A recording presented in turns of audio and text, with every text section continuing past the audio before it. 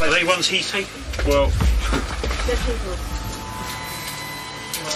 Why does that person look dead? In December of 2020, a 33-year-old murder investigation led police to the home of David Fuller. Their search uncovered crimes that shocked the nation. This is the story of the Morgue Monster. I don't think anyone could have predicted what we were going to find when we searched his house. The story begins in 1987 when the body of Wendy Knell was found dead in Tunbridge Wells, Kent. Wendy was just 25 years old when she was found dead by her boyfriend in her blood-stained bed. She'd been sexually assaulted and strangled. She left her work at around 5 PM and spent the evening at her boyfriend Ian's house before he dropped her home right here at 11 PM.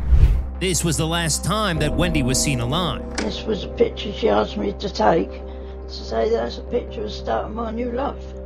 Didn't have much of it though, did she? As the years went by, Pam believed the person who killed her daughter would never be found. Wendy's death shocked the small local community, but the horror was far from over. 5 months later, the body of Caroline Pierce, who was just 20 years old, was found lying in a flooded drain. 20-year-old Caroline Pierce took a taxi to her basement flat in Grosvenor Park, Tunbridge Wells, and was not seen alive again. The two crimes became known as the Bedsit murders, and despite extensive investigations, no suspect was identified, and the case went cold.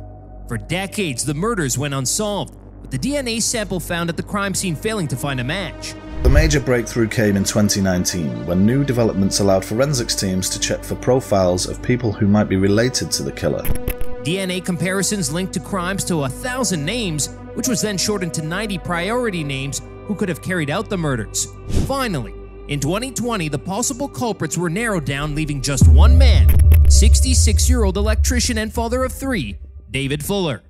David, it's the police. Hello. David needs to come and speak to you. David, you're under arrest on suspicion of the murders of Wendy Knell and Caroline Pierce in 1987.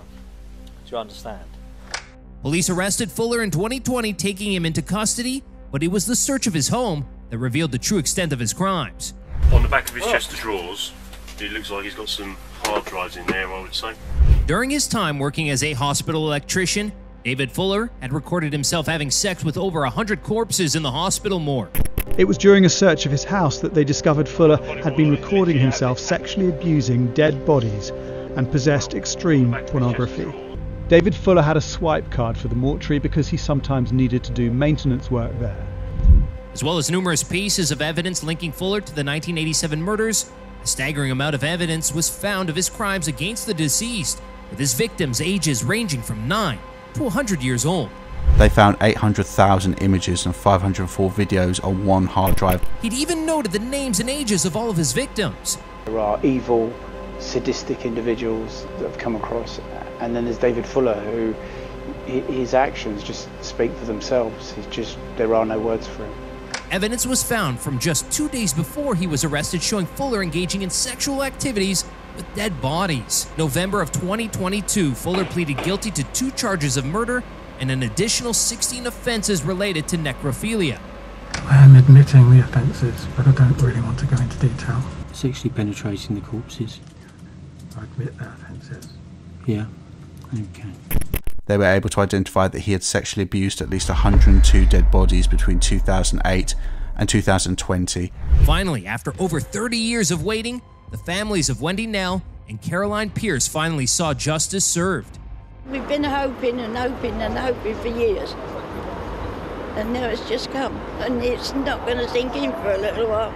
Fuller was sentenced to a whole life order, meaning that he will never leave prison. He now resides in HMP Franklin, alongside other notorious murderers such as Michael Stone and Wayne Couzens. Without the incredible breakthroughs in DNA technology, it is unlikely that Fuller would have even been tracked down and the extent of his crimes discovered. Thanks for watching this episode. If you enjoyed it, be sure to subscribe and let us know what other cases you'd like to see in videos in the comments section. See you next time.